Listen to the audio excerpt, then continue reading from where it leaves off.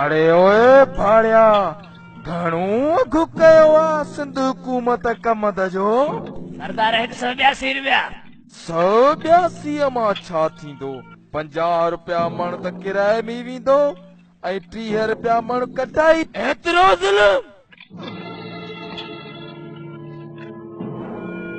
आलियूं काठियूं 600 रुपया मण, टमाटा 200 रुपया किलो। अरे बेवकूफ़ तव्हांखे चयोमि त बसर पोखियो कोन कयो मुंहिंजो चवण। कणक जो फसल बि विञाए छॾियो ऐं पूरा 12 महीना कम जो फसल बीठो। छा मिलियो तव्हांखे? सरदार बाबा गलती थी वई। हटो तिली।